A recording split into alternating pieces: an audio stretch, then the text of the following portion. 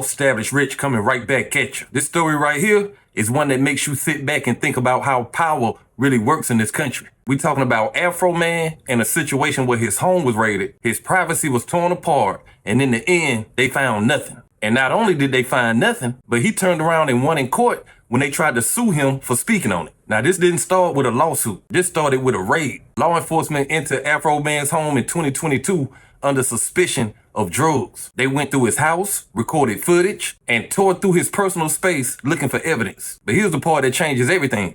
They ain't find nothing. No drugs, no kidnapping victim, no crime that justified what they did. And that's important because when you enter somebody's home with that level of force and you come up empty, you don't just walk away from that. It's gonna be damage. Not physical damage, but personal damage. Your home is supposed to be your safe space, and that safe space was broken. Now, most people would have just left it there.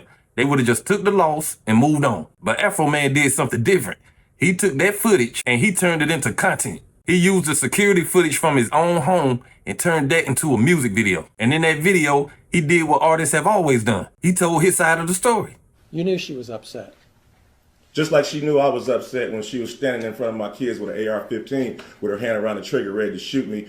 Just like she knew I was upset when she cut my cameras. But I'm not a person, she is. So I'm sorry for being a victim. Let's talk about the predators. Tearing down my door, not paying for it, not being apologetic, me being a sport, doing something peaceful to raise the money to pay for their damages, me having the right of the freedom of speech as an American, to talk to my family, friends, and fans about what the sheriffs did to my home. Yes, I had the right to my freedom of speech. There's damage to reputation. There's pain and suffering. There's public humiliation. There's everything you saw and heard from these detectives from the witness. Humiliation, ridicule, mental distress, embarrassment, and loss of reputation. To have the public send you death threats over lies is distressing. We get 300 calls a day threatening to kill us. Somebody's buying into it. Foreman tonight, an all-American celebration. We did it! Freedom of speech! For Grammy-nominated rapper Afroman, decked out in red, white, and blue. Power to the people! Claiming victory after winning the defamation case filed against him by 7 sheriff's deputies from Adams County, Ohio. A series of songs accompanied by music videos featuring real home security footage from a 2022 raid at his house in search of drugs and evidence of a kidnapping. Nothing was found and no charges were ever filed. But in the process, Afroman says the deputies damaged his home and claims cash went missing. Another song, Will You Help Me Repair My Gate, apparently calling out the items broken during the raid. The deputies then filing a civil suit, claiming defamation and invasion of privacy, saying they were harmed by the lyrics that led to death threats, ridicule, and loss of reputation. One song even implying an extramarital affair between Afroman and a deputy's wife. That deputy testifying his daughter was harassed at school as a result. All of this is their fault, and they have the audacity to sue me. These people and you are the predators and the victim at the same time. But it took a jury less than a day to clear Afroman of any wrongdoing. Didn't win. America won. America still has freedom of speech. It's still for the people, by the people. Afroman becoming emotional there as he says this fight was bigger than him. It was about free speech and what he describes as corruption in this sheriff's department. The deputies wanted Afroman to pay $3.9 million in damages. We got about a total of 250 pieces given out. This is the last one, and I'd like to give it to you. Supporters of Afroman coming from near and far with a message both verbally and symbolically. For me, this isn't really about Afroman. It's about free speech. So when someone like Afroman stands up for my free speech by using his talents, his musical talents, to fight the corrupt system, we got to come out and support him. Now, after watching that, you can see exactly what he did. He ain't hide it. He didn't stay silent. He turned it into art. And that is where the problem started with law enforcement. Because now that same footage they were using in their investigation was being used against them in the court of public opinion. And they did not like that. So what did they do? They sued him. The sheriff's deputies filed a defamation lawsuit against Afroman seeking nearly $4 million. They say his music video led to public humiliation and even death threats. Now think about that for a second. They entered his home. They recorded his private space and they found nothing. And then they turn around and tell him he was wrong for using that same footage to tell his story. And that's where this case got real, because it ain't just about music. This is about rights. This is about whether or not somebody can speak on what happened to them without worry about being punished. And that's where Afroman took his stand. He said he wasn't defaming anybody. He was exercising his freedom of speech. And that right there was the core of this case. Not whether the videos were funny, not whether the videos were embarrassing, but whether he had the right to make them in the first place. And that question went to a jury. Now this is where the story takes a turn, because this case did not drag out for weeks. This did not turn into some long, complicated courtroom drama. The jury made their decision fast, in less than a day. They cleared him. They agreed that he was within his rights. And just like that, the $4 million lawsuit collapsed. Now let that sit for a second.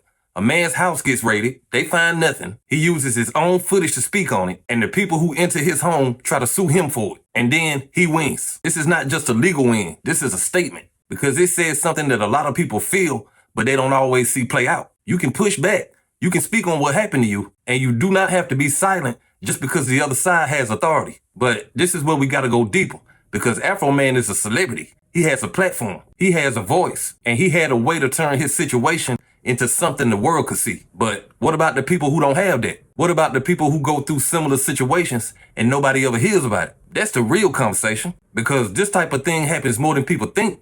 The difference is most people don't have an audience, and most people do not have the resources to fight back. And that's what makes this story important. Not just because he won, but because it shows what is possible when somebody decides not to back down. This is not only about Afroman winning this case. This is about where the line is drawn between authority and accountability. When law enforcement enters your home, they are operating with power. But when they leave their home with nothing, that power has to be questioned. And that's what Afroman did. He just didn't question it in private. He questioned it in public. He showed people exactly what happened. He let the world see the same footage that was being used against him. And that is what made this situation different. Because once the public sees it, the story is no longer controlled by one side. Now everybody can judge it for themselves. And that's what law enforcement didn't like. They did not like losing control of the narrative. They did not like being the subject instead of the authority. And that's why they filed that lawsuit. Not just for money, but to push back against how they were being seen. But the jury ain't see it that way. The jury saw a man using his own experience. The jury saw a man using his own footage. And most importantly, the jury saw a man using his right to speak. Because without that right, you can be silenced even when you did nothing wrong. Now let's talk about the bigger picture. This happens to regular people every day. Elyria, Ohio. Police go to raid a home and serve a warrant as part of what they called an ongoing criminal investigation. As you can see, they showed up rolling pretty deep. They take positions up in front of the door and prepare to enter. While that's happening outside, inside, Courtney and her 17-month-old Waylon, who has several health issues, he is on a ventilator, are just going about their day. Waylon is sitting on the floor watching Miss Rachel. Courtney is in the next room preparing a bottle for his feeding. That's when she says she hears what she describes as a very loud knocking at the front door.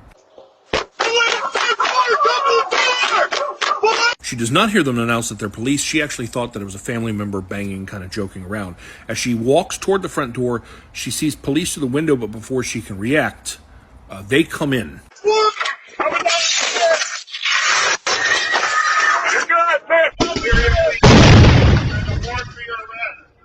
Courtney says they're smashing out windows, there's guns drawn, she's grabbed and put in cuffs, and in the melee, she says she sees the window to the room where her son was laying, and smoke coming out of it.